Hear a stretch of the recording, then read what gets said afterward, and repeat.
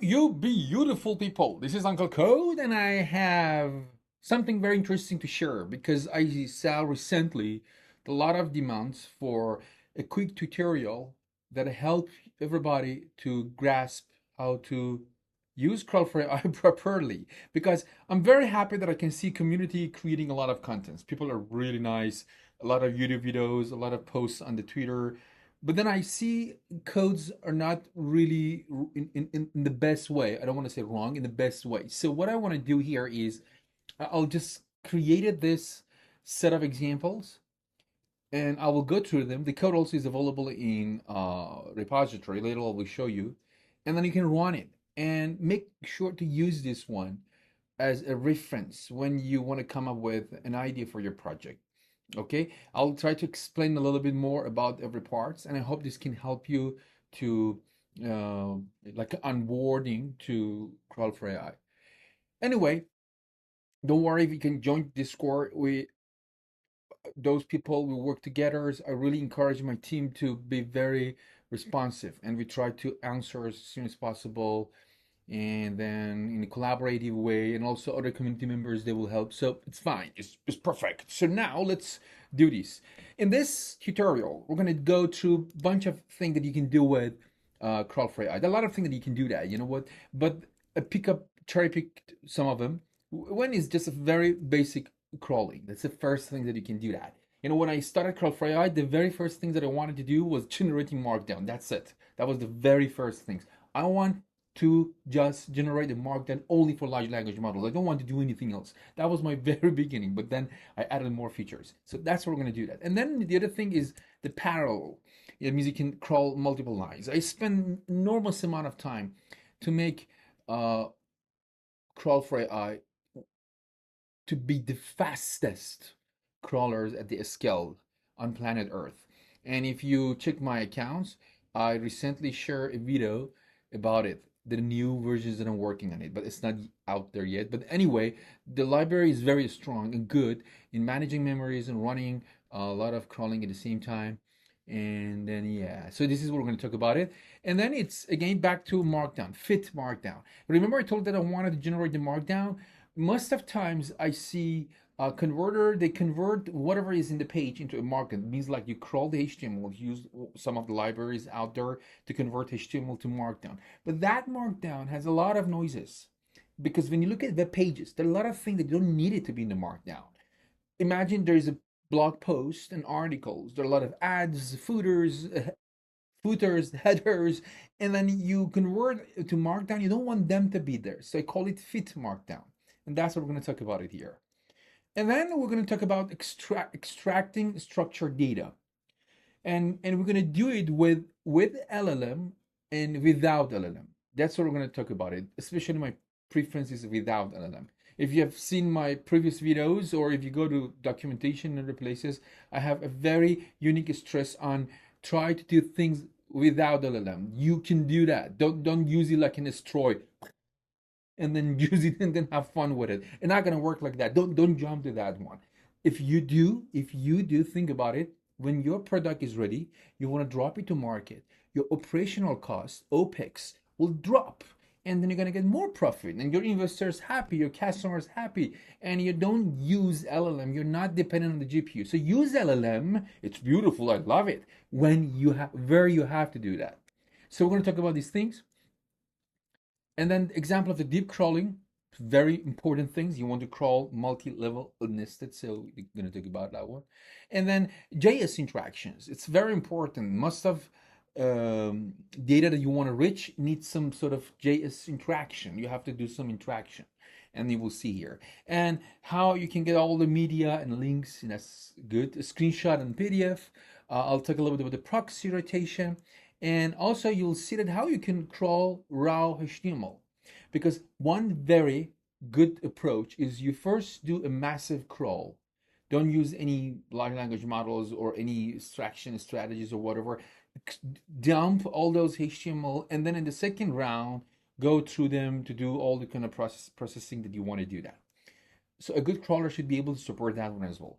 There are a lot of other things that you can do that, but I think this is good enough to start. So we're gonna start. We already 5 minutes past to explain to you what is it. Let us start from the very first one. I open and I explain the code. Uh, so when you want to use, perhaps this is the most simple way to do that. You can see that you will create an instance of async web crawler. Async web crawler, we had web crawler, which was synchronous. And then I made this async web crawler and it still is there. Maybe in futures, I'll make it web crawler, but we'll always keep the name as well. What we're gonna do that, we create async context. This way, when you write the code like this in Python, and then you put everything within that context, you see the indentations. What will happen is when the contents, when we get into the context, there is a specific function, we call it a start, will be executed underlying of the process. And the start means preparation of some stuff. In this case, it opened up a browser for you, the headless browser. And then when you finish everything, technically you have to clean up. You have to call close method or do some other stuffs. But when you use context by default handle those kind of things. So here, when you get into the context, it called start functions, the function that I routed. There are certain things that I do over there. And then when everything is down, when here down, then it shut down everything. It closed the browser. So as long as you are here, you can call these crawling functions many times within this context and all use the same browser. So you don't need to create multiple browsers objects. Sometimes I saw people repeat the entire of these 400 crawls, and that is wrong because 100 times you kill and you build and you kill and then you consume a lot of memories. So this is but anyway, you know what? You can also use this one. You can just create crawler, and then here you write crawler start, and then do your job, and then crawler dot close at the end. So that's the equivalent of this one. You have to do this one. It's good, especially if you're using it in the Flask or Fast API. But if not, you can just go with what I did here. Okay, now we go and talk about very important functions. Asynchronous run. Again, we had run, which was synchronous, and then I added a run, and now a run is there. So soon, I guess I'm gonna make it run to make it simple. So a run is the function, your friendly function. A run get a URL and get a config. So because this is a basic crawler, for now I'm not talking about a config. Within the config, we can pass many things. So we'll talk about it, but for now, let's just ignore it.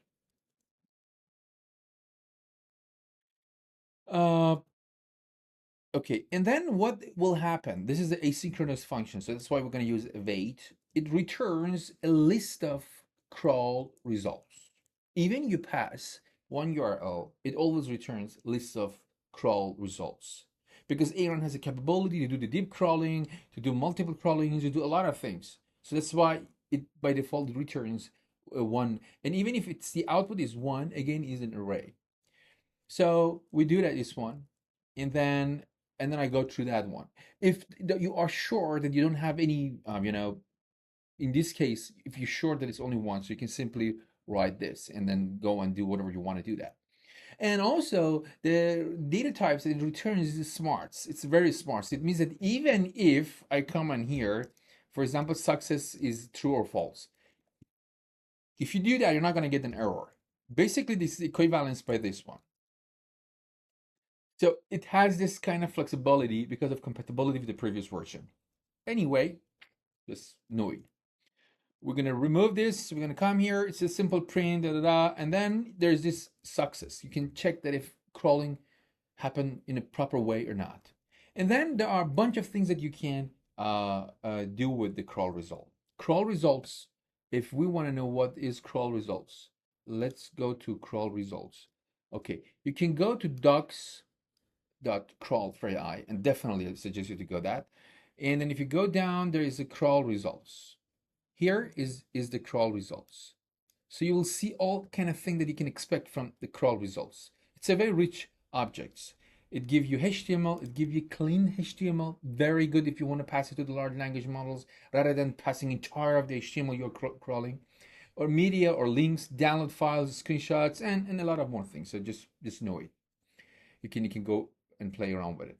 So let's put it back here. Here, what I did, I used markdown, and I am referring to the raw markdown. Raw markdown is not a fit markdown. It's just literally the HTML converted to markdown. I'm printing the length and 100 characters, and that's all. Okay, so congratulations. We spent another 5 minutes and we finished the first demo. From now on, I'm going to be a little bit faster, and let's run it.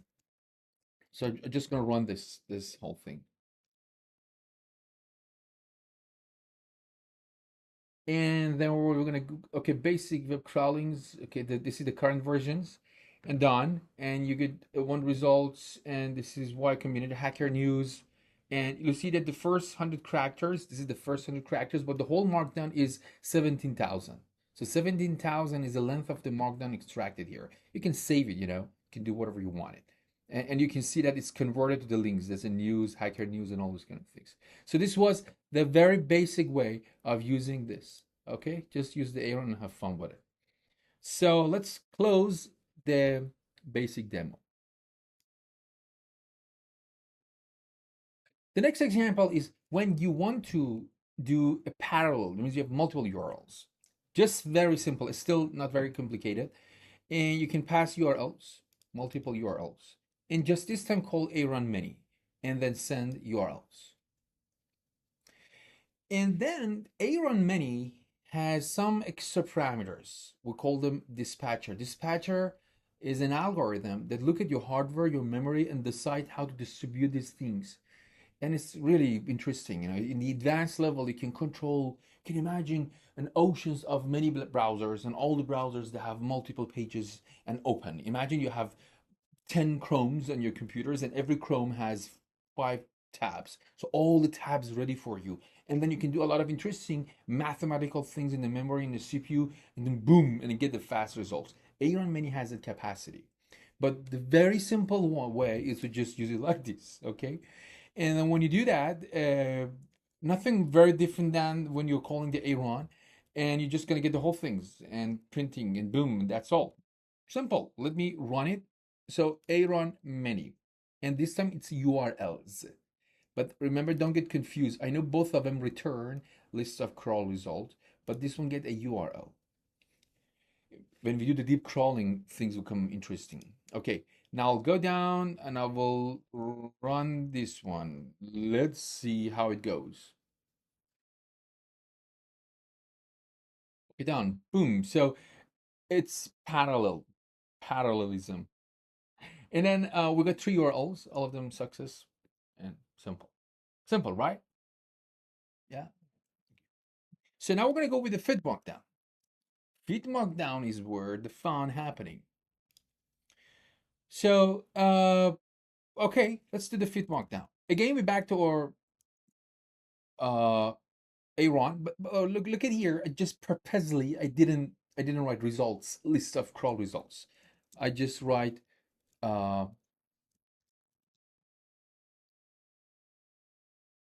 you can do that, but I suggest you get used to list of crawl results. But just specifically for this example, we're good to do that. And then here's a URL. You can just write URL equal by because the first parameter is this. And then now we are starting to use crawler run config. One very important thing about a crawler run config is you can pass the markdown generator strategy. We have different strategies for generating markdown. The main one is a default markdown generator.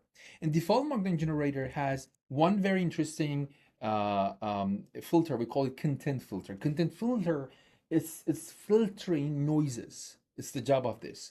We have these 2 interesting algorithm. One is the pruning content filter.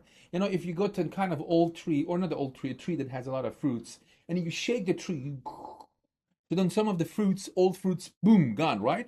This does something like that. It shake the HTML tree, and there are some loosely elements, they go away, and then what left is a thing that you wanted. Most likely, hopefully, is the main content.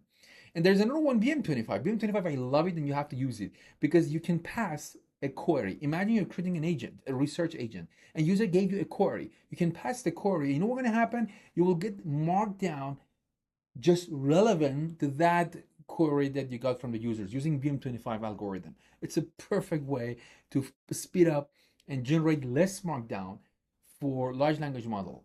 You don't want to, for example, you see that there are some tools that convert the entire of the repository to markdown, and then people drop it and they say, "Oh, I'm using Gemini. 1 million tokens is good," and they think they are doing. No, it doesn't matter. It supports 1 million token. It doesn't matter. You have to always think efficiency. That's a computer science. Always like that. If you want to think like this and you're building real applications in just if you get few users, you will occupy that 1 million tokens very soon, because in the real productions there are a lot of files, companies. So always you have to think how to extract the relevant information. And anyway, we are here with generating. So to show that how different is that, what we're going to do, we're going to print the length of the raw markdown and the length of the fit markdown. Okay, ready everybody? So we're going to run it and we're going to see what's going to happen. Boom. This is a very long page. You see, it takes a little bit of time. This Python programming language, it's a big page. Okay, look at it here, what is happening. When you are working with, I talk about it later. So look at the route, it's 31,000 characters. 31,000 characters. It's a really big one. But look at the fit, 21,000. 10,000 lesser, 1/3, 30% deduction. And Wikipedia pages are not those pages that have a lot of irrelevant information. It's a very textual. Despite that, it gave you 30% discount. Go and have fun with it. Rather than paying to your GPU, I don't know, go and watch the next Marvel movies with your friends. So the point is, think efficient, okay? And if you try this on a page that has a lot of noise, ads and this and that, you're going to get up to 60% reduction. And then you pass that to the large language model. So this was about a fit markdown. 17 minutes. Very good. I'm doing amazing. So what we're going to do is we go and, oh yeah. So before I jump to the LLM structure, I decided suddenly to go to, okay, let's see how we can extract media and links, images, and all this kind of thing. So you can pause the video, right? I don't need to tell you, you can pause the video if you can repeat and you can watch. Okay, then look at this part.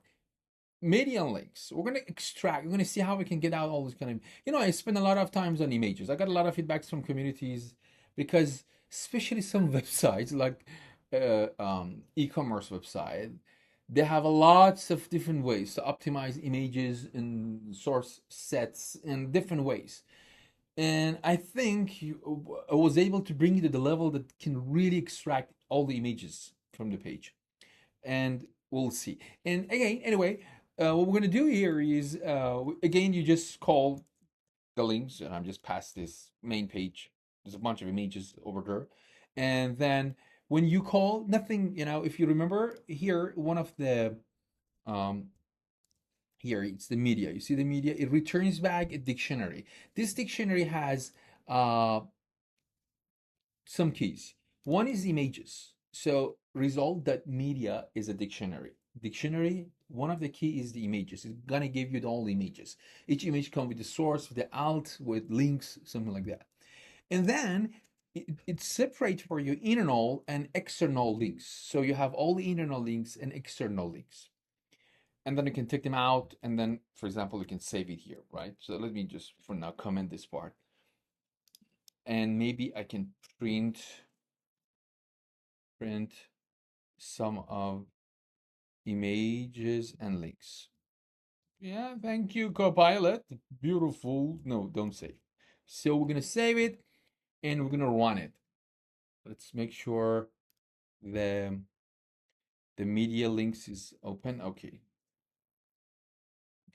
And now we have all the media links. Okay, wow, look at here. 15 images. We got 15 images, 235 internal links and 43 external links. And look at the images. We got the path of the image. I just print source. I was going to print the image. Okay, and then hrefs, and we can play around with it to see more information. I think if I come to the documentation and I go to media, It's somewhere. I'm sure you found it by now. Okay, here. You're gonna go through all these details. Ah, yeah, here. So you see that the internal links, the external links, and then oh, here you will learn how to filter domains and this and the media. That's an image. Okay, that's the structure of the image. Source, alt, description. Description is very interesting. For every image, you will get a descriptions. If there's no descriptions, heuristically find relevant descriptions from the page, the elements around of it. It's kind of adjacency algorithm, and then give you this, and that is because you need descriptions, and you can pass the descriptions to your vision models or text to image models or vice versa, whatever you're going to do that. Okay, so we talk about how the media and the links. The next, let's talk about screenshot. Ooh, screenshot. I did a lot of thing on it. So what we're going to do is, okay, I just picked up a very long page in um, Wikipedia. Let's open up the page. This is a very long page. Giant and theater. Okay, it's a long page, and we want to generate a screenshot and PDF. It's again very simple. What we're going to do is this time you pass your crawler run config, and then you turn on these flags. I want a screenshot, I want PDF. It doesn't use the native. If in this case we're using a lot playwright, it's not. No, it's more than that. It go beyond that and does some interesting stuff to make sure to give you a perfect screenshot. So again, what I do, I'll just save it. It's a base 64, and I save it and decode it, and that's it. And same goes for the PDF. The screenshot is this. Recently, in the new release, what is happening, just to let you know that I get comments that a screenshot alone is a bit confusing, so you're gonna get data, but right now is this. And the same goes for the PDF. I think we're gonna have PDF data, but just be ready for that. Okay. I'm gonna run this one. I think it's simple, right? You can just see the code, nothing crazy here happening. We go with this. Let's run it. And I'm saving in a temp folder. Okay, it goes to that page of the Wikipedia. Oh, not bad. I was expecting a bit get longer time. Okay, so what we're gonna do here is if I click on that, yeah. So you see, you have all the image nicely, all is here, perfect. And this tested on, when you're testing this on kind of, when you're crawling a page like in e-commerce, usually there are a lot of dynamic elements happening around there. So you have to learn how to wait for the whole data to be, ready when the whole thing is loaded. And we have a bunch of interesting features, flags that help you to exactly wait. So you must be aware of them. The thing is that I didn't set on all the flags on default configuration because not always we want all those kind of things. And when you turn on those flags, you definitely add a little bit of time. So that's why the current default is for must-have pages. But when you want to get sophisticated, then you have to check the documentations or come and ask and play around with, or look at the more advanced examples.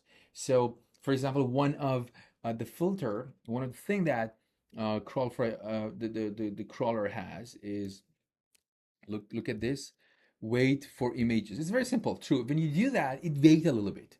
It check all the images on the page and make sure every one of them, the load status is true. It does such kind of things. But anyway, I'll remove it. I'm just gonna tell you, okay? But for now, it's just a beginner level. So it's the purpose of this is onboarding. Okay, we are now 24 minutes and I have more to go. Okay, let's see. The next is okay. The next is we go with okay. Now I'll go and talk about structured data. We'll start with the LLM. Okay, there are many different ways. There is one sections in our documentations about extracting data with LLM approach or the other one without LLM. So let's talk about LLM. What I do is this time you can see that I have a new objects. This is called LLM extraction strategy.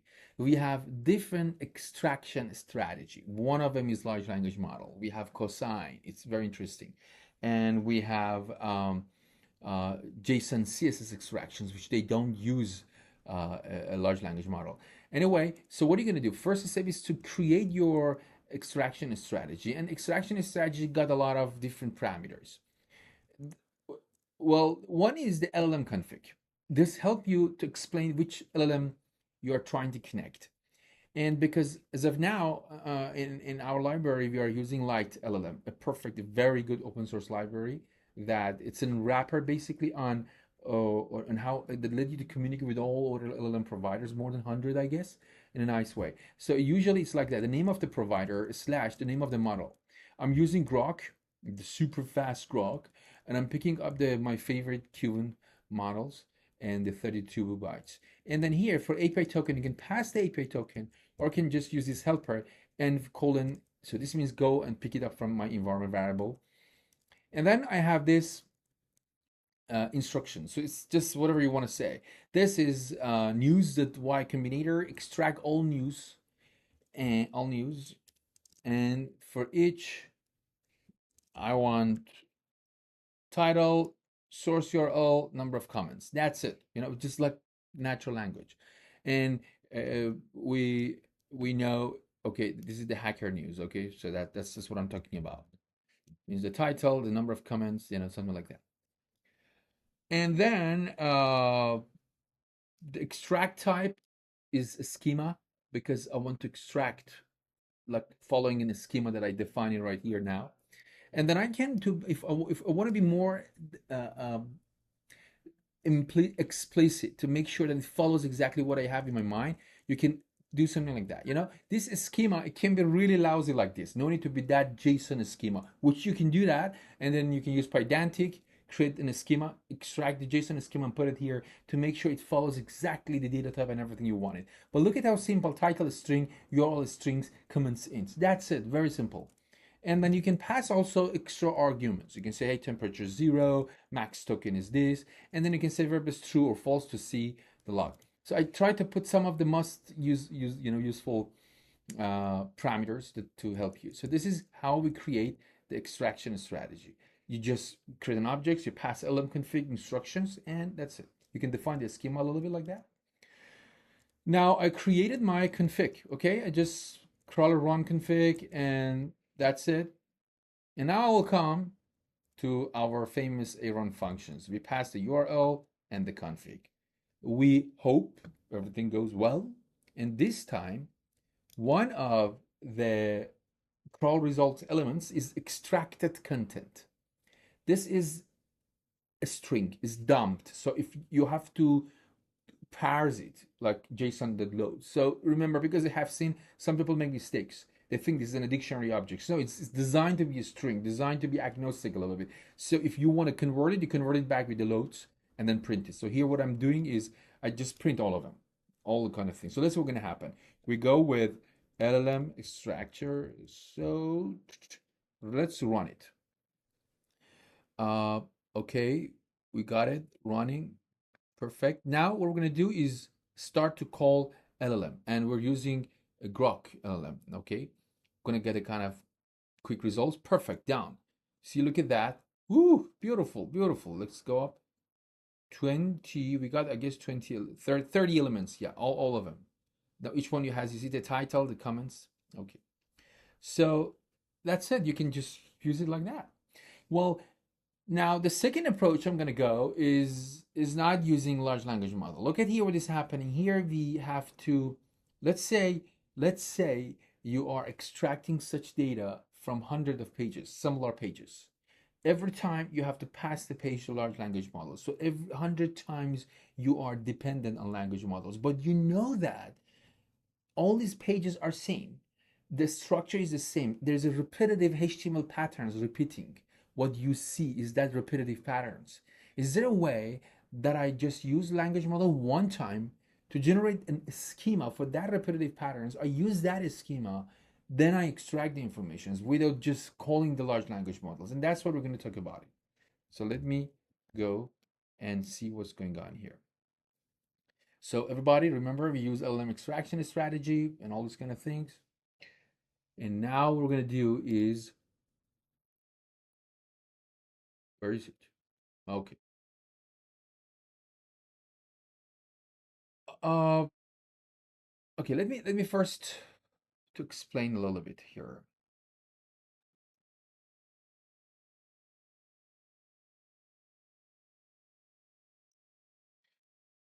We are in another website, thehackernews.com. You see that I have a bunch of news. So what I want to do, I want to see if I can extract this news. And then what do you see when you look at every news item? You see an image, right? You see a title, you see a link, you see descriptions.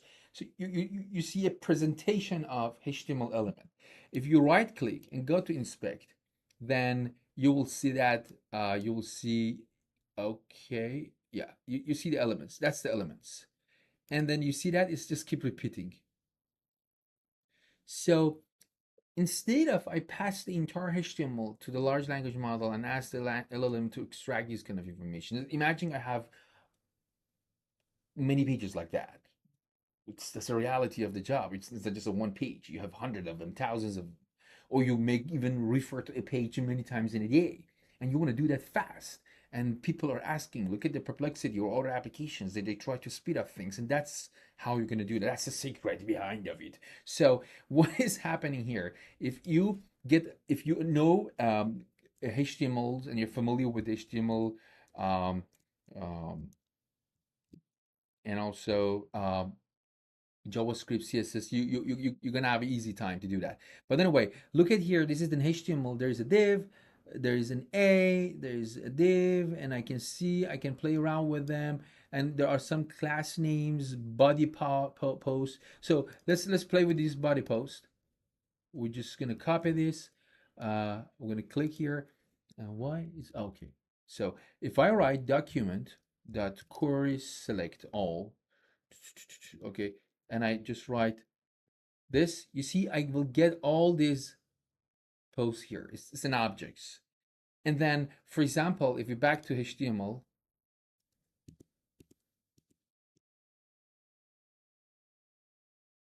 okay, let's go to story links. I pick up the story links. And this time I do this one. This time I'll come and I say, hey, give me story links. Now I have all those links. You see that the story links are coming. For example, if I say I want the very first one, I will get the very first one. And then if I write, for example, href, I'll get the links. This tell me that if I know these stuffs, I may be able to create a structure that rather than using the large language model, because it's an iteration, repetitive patterns, I can fetch them instantly using CPU. But you don't want to go through all these kind of things. Maybe you're not very good into this one. Maybe you want it, maybe you don't want it, but you want better way. And that's what I'm going to do here. Look at here. You technically can come and then copy copy the element. And then come here and I paste it into this string variables, sample HTML. This is the HTML for that elements is repeating. So I'm taking a repetitive pattern. And then, so you see that there is a div class, there is an there is so I just cleaned up. For example, I removed some of the links and images. You can remove the whole thing. You don't need to even have all of it. So for example, I just put dot dot dot, because as long as the skeleton of the HTML is there, so I don't need to do anything else. Now what I do here is I come and I use another extraction strategy, which we call a JSON CSS extraction strategy. This has an static functions called generate a schema. This is very interesting. If you do use it one time, you're gonna love it. So just stay with me. You use this one. You pass that sample HTML that you created, the HTML that you know it's going to be repeated and repeated. Again, we use large language models only this time. And then look at my query. From this, I have shared a sample HTML for one of the news, for one news div with the title, date, and description. Please generate the schema for this news div. So that's it. And then let's see what's gonna happen, right? This time this will happen. This will generate for you a schema in a specific language. And I want to this time put a breakpoint to show it to you. Okay, we're just gonna run it.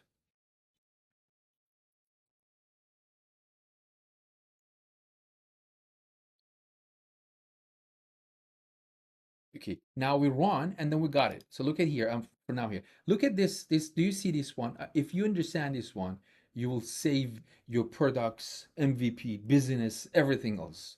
So if you are a serious person, you're gonna love this one. Look at this. I call it JSON CSS schema. I define this schema by myself. So what is it? It says there's a name. We call it the Hacker News article. There's a base selector. Base selector refer to the HTML, to the class of the HTML which is repeating. Do you remember that when we came here, it was a blog post, it was a body post, right? Body post. And you can see that the body post is here. And then there are certain fields like when it tell Crawl4AI, go and extract whatever body post.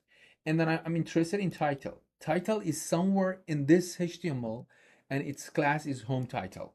If we back here, if we check for the home, okay, let me go to console and I do this one and I write home title. You see, this is the first one, and I got a title. That's very interesting. But you don't need this. Just you do it one time, and it goes to date and times and tags and descriptions and everything else. And then even it took the URL links for you. Then what do? You usually save it in a file. You save it, and then next time you don't call this LLM anymore. You just load this JSON, and then when you have that JSON, you create an instance of your extraction strategy. Just pass the schema.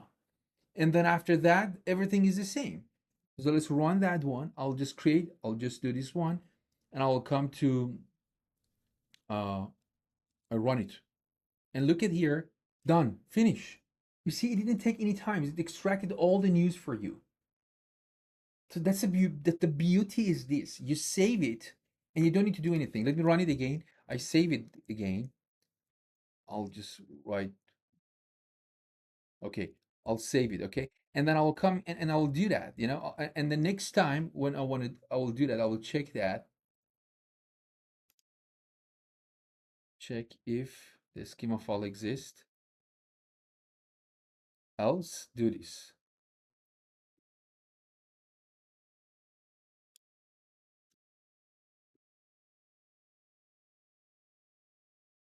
Okay, so we run it again. Let's run it again one more time.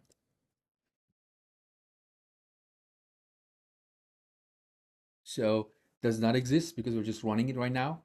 And then what we're gonna do, we're gonna wait, we're gonna run. Okay, now we save it. I saved in a file. So now I'm gonna run it again.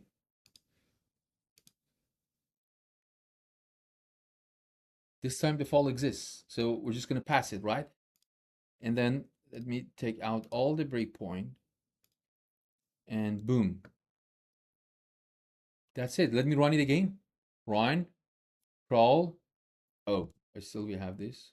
Okay, let's run it again. Let's run it. Okay, done, get, boom. If you want to do the same thing with the large language model, you're not going to get the same thing that way. So you build a schema manually, or you use these helper functions to create it for you, and then boom, that's beautiful, very beautiful. Try to take a time a little bit, contemplate what's happening here. It's a magical power.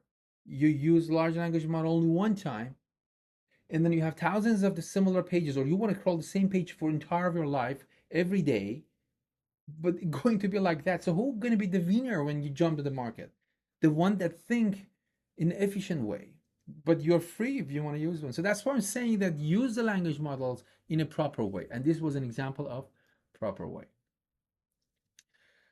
So wow, it's 40 minutes, and well, so now we're gonna have a few more left here. We're gonna talk about. Okay, so now let's have a kind of easy one.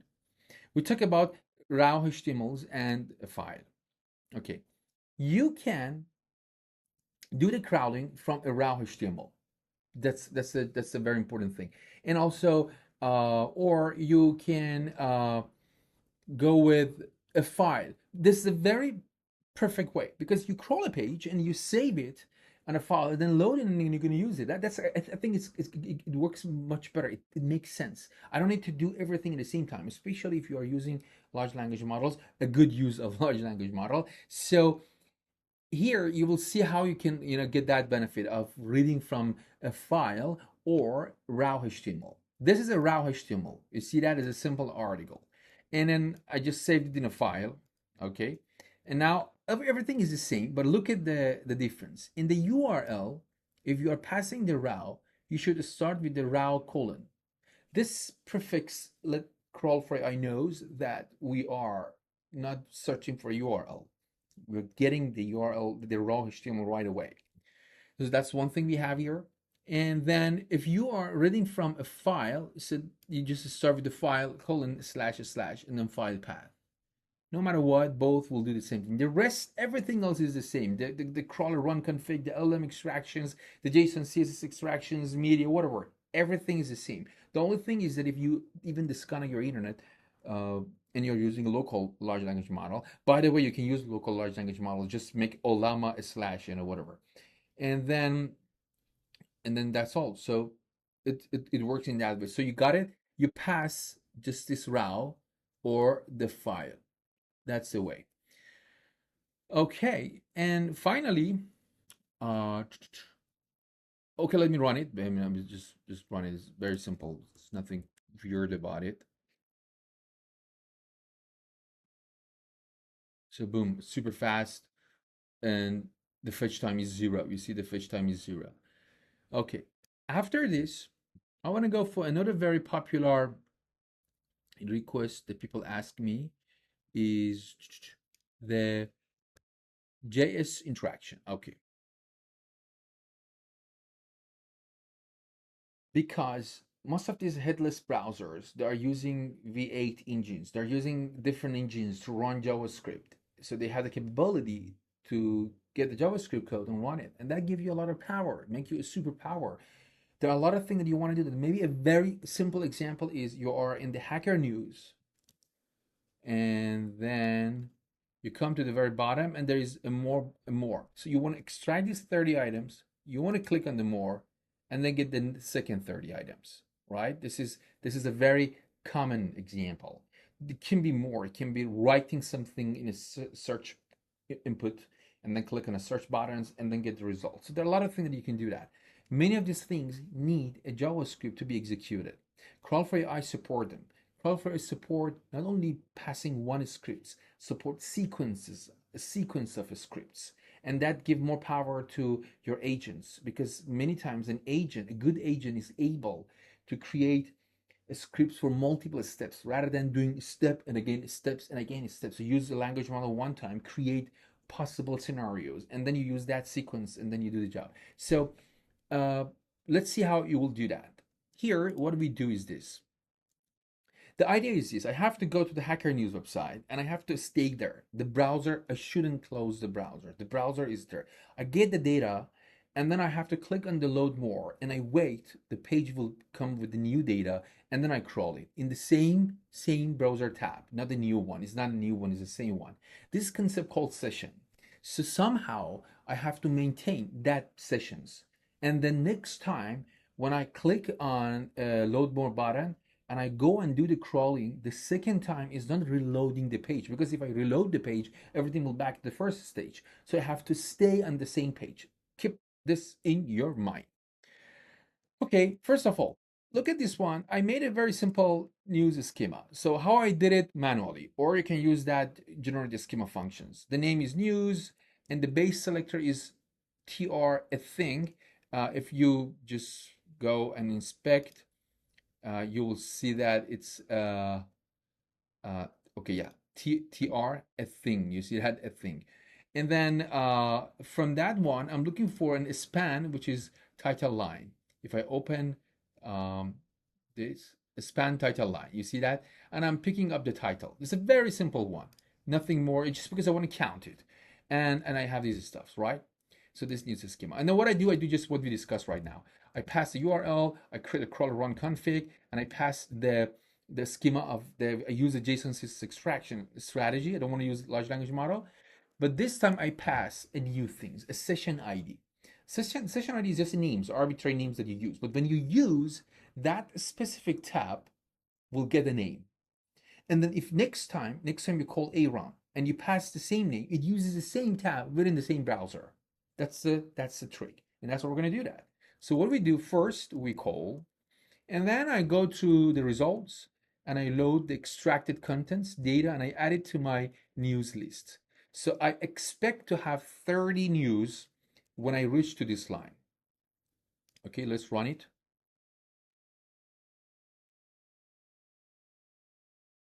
Okay, let me show you. Okay, this is the browser. I forgot to tell you something because I wanted to let you guys see what's happening. When you create async web crawler, you can pass a very important functions. We call it browser config. We never talk about it, but just good time to talk about it. This browser config get a lot of parameters. Like for example, uh,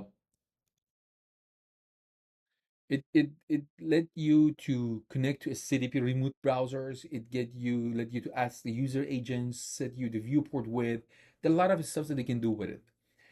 And in this case, I set headless false because I want to see it. And I suggest you to do that. Sometimes you want to debug when you face with an error. 100% make sure you set the headless false. See what is happening. See it by yourself. It's very important. So now we're in the hacker news. Okay, you see that? Then and we got 30 news. What we're doing this time, we create a new crawler run config, and there's a field JS code. JS code accepts string or list of strings. And then in this case, what I'm doing, document query selector, I'm picking up a with more links. This give us that more links at the very bottom, and then I click on it. So what will happen, and then look at that, I use the same session ID. So this uses the same tab rather than creating a new tab. And also here I'm saying JS only. If I don't set JS only, it goes to this new URL, refresh, it's a new request, new going to that page, and then run the JavaScript over there, which is not what you wanted. You want this to be happen to this page, right away this one. You don't want to lose this one. So that's why you set JS only. And then in results, Crawl4AI, use this one, do the JavaScript job, and then start to continue the pipeline of the crawling. Then we are here. So I'll just run it. Okay, I want to show it to you. So that's what I did. Let me bring this here.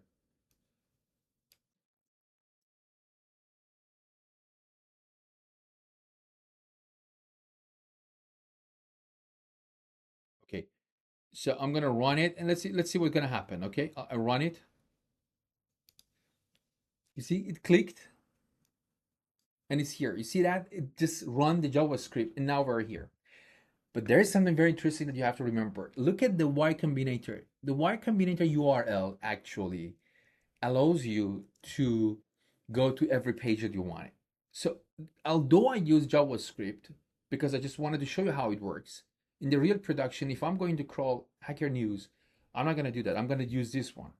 I'll just dynamically generate the URL and then go to everyone in the loops and extract. Boom. I don't need to even run JavaScript. Many times it's like that. But anyway, the goal here is to show you how to work with Crawl4AI. Okay, we're back here. And now look at that. This time I have new data. And then if I come here, and now we have 60 items. And you can continue this forever, right? You can continue and continue and continue and continue. So let's see what we did here one more time. I created a simple schema and then I call a run and I create a config and I use a session ID. I keep the session ID, it's very important. Then I just extract them all of them and then I create a new crawler run config. And then here this time I passed a JSON, a JavaScript code, which is this, clicking. And then the J is only true, okay? And then session ID, I set this one. And then I pass adjacencies extraction strategy. Same, everything same, just these two are important, just three. Okay. And I run it, uses the same page, I show it to you, and I extract it. You can do a lot of interesting stuff with this. And in future versions, I think that very futures means very soon. We're gonna have a lot of interesting stuff. So we're gonna have an agentic approach that does these things for you, and you're gonna love it. So, but good to understand because knowing this give you a superpower that you can collaborate with the large language model to build up something very cool. I suggest you to pick up these examples, documentations, and then put them into a good language models like Cloudy, Sonnet, or Gemini, or whatever, and then ask them to generate such code for you. And then you communicate and you see the code, and then you will get the best results. We're gonna release very soon our Crawl4AI code assistant, and you can just have fun with it and you will really love it. Okay, now we are 51 minutes, perfect. And then what else left here, right? We talked about the parallel crawling. Oh, now we go for the last two, deep crawling and proxy rotation. In the documentation, we have a big section for deep crawling. Make sure to go and read it. But it's very simple if you want to use it in a simple way. Look at this. This is deep crawling. I have to, everything is the same. So we have to create a crawler run config, but you can see that this time we have deep crawl strategy. We have different strategies. One, a common one is the BFS. BFS is an algorithm in computer science about traversing a graph or a tree. You can think of it that we get a root, the URL, and then the URL will look at all the children of the URL, internal links.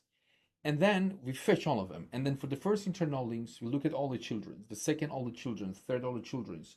And that's how we're going to continue. And then we continue level by level and the level. And every level, the number of links and pages will be more and more. The very interesting thing here is that when you create any strategy objects like a BFS, there are a lot of things that you can pass. For example, you can say how many level you want to go deep. You can control it. You can say I want to go max depth 1 level or 2 levels. And then you can say how many max pages that you want to get it. You can say 5, like this. And then it get a list of filter. We have a lot of filter. Like for example, domain filters. I say go and make sure pick up the links that they have something like that in their domain. It supports regular expressions. It supports a lot of things. It has SEO filters, and you can control what sort of links or what sort of pages do you want to go for that. Or content relevancy is interesting. It means you can say, hey, I want to go and pick up all the links that there is docs in them or blog in them. Something like that. You can be a lot of you can be really creative about what you're going to do that, rather than just crawling everything. So here in this example, we're just creating a simple strategy and pass it, and then that's it. And then when you iterate, there is a metadata. Crawl results has metadata. Metadata in it has a bunch of keywords. One of them is the depth. So you can get the depth of it. The rest is the same. You see, we're calling a run, not a run many. We're calling a run. You can get greedy and use a run many, means that you want to run multiple deep crawling at the same time, but there are good ways to do that. And but anyway, let's run it. Let's see what's gonna happen. Let's go and deep crawl and run it. You see, I set 5 pages. So you're gonna start and yeah, 5 pages, finish. So and then within these 5 pages, we got the first one, the depth is 1, and then all this kind of thing. What if I, okay, anyway, so I got 5 pages and the depths and then all the kind of thing that you can see here. For example, if you look at the documentation,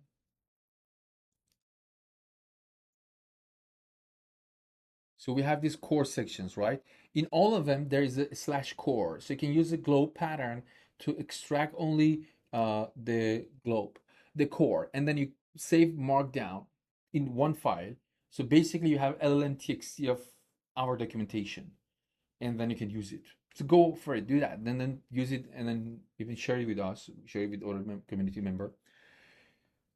But you can see the process is very simple, but definitely go to the deep crawling. There are a lot of things you can see, and also there is an example. If you go to the repository, um, go to the docs, examples, a bunch of examples. This Amazon example is interesting. You're gonna get a lot of ideas about load more's pagination, and this div crawl example. Yes, this div crawl will help you to work on it. This dispatcher example is about the A-Run Mini, and Docker. We have a nice Docker, so you're just gonna see a lot of interesting example for the Docker, and the Docker also itself. By the way, while I'm here, if you go to the deploy Docker, here you will see a very detailed documentation. So make sure if you're interested in using the Docker, read this. Okay, then the last thing here is the proxy rotation. I can't show you here because I have to connect proxy really, but anyway, but the idea is very simple. You come here, you create list of your proxy. You see those proxy config, so you have the server. You can pass username, password if you want to do it separately, or if it's in the URL, you can pass in the URL. Then we have different strategies for proxy rotation. The most basic and useful one is the round robin proxy strategy. So just iterate between all of them and make sure that all the proxies get the even amount of the traffic. So you want to use one IP address in attacking, doesn't look nice. So then what you're gonna do is nothing, everything is the same. Everything is the same, everything else. The only thing that is that you pass this proxy rotation strategy. That's it. So look at here, you created the strategies. All the strategies that we have, get the list of proxy config, and that's it. And then in the real productions, it handle the job by itself. That's it. Really, that's all. Well, it's 56 minutes. It was a good, I guess, tutorial. It wasn't my plan to create this tutorial, and I think now is a good time to do that. So how you can find this file, after this, I'm gonna push to the main branch, and then it will be in the doc examples here. So I'm gonna put it here uh, after this. So the name of the file is uh, Quickstart underline examples.py. Okay, I created this video for those of war serious, so that's why the video is long. I think you need it if you want to work. But again, this was a beginning, a kind of journey into Crawl4AI. And by the way, you can see things that I imported here. You don't need, of course, import all of them always. And most of them, and I wonder that why this one is not coming from Crawl4AI, but most of these things directly you can import from Crawl4AI. So basically, you can just do all of it, like that. And this one is a bug. Yeah. Anyway, I'm gonna fix that one too later. So, quick recap: we talked about a basic crawling, very simple code. You just and you see in most of these examples, we create a single web crawler. One thing that I didn't talk about it that much is, as I said, the config get a browser. Maybe it's good that while I'm here and I do this one, and for example, a viewport with a height and something like that. You can do a lot of the stuffs here, or headless true, or verbose true, something like that. So, but where you can find definitely in the documentations when you go to documentation, um, yeah, here. Okay, so you can see the browser configs the tables, explain to you everything that you wanted.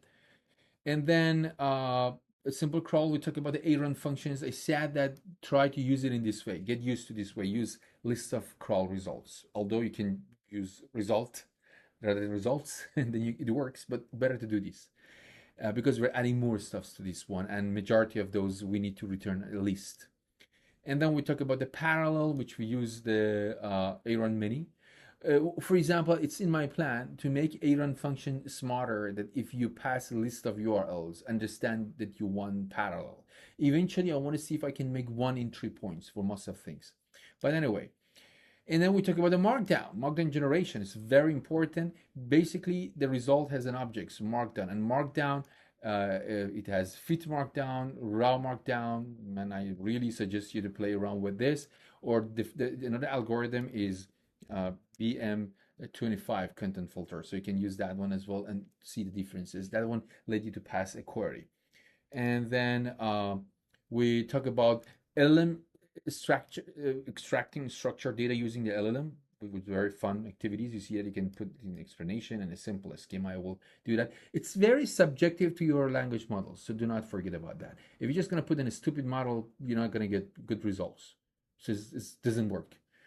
And then, but my favorite is you spend a little time at the beginning, but save a lot of time later. And then, and we saved and we use and boom, and that's what I really like. JSON CSS extraction strategy, which we define the schema of that repetitive pattern. And then we have this deep crawl. We just talked about a deep crawl. And also we saw how we can run JS code. And we discovered a session ID that we pass a session ID. We keep the hold the browser as that particular page we want it, and we can repeat it as long as we want it. And it's a very common way to do that. We talk about how you can get all the images, their informations, and image descriptions, links, and all these kind of things. We generated PDF screenshot for a very long page. And we talk about you can also play directly with the raw HTMLs and files and the proxy rotation. Okay.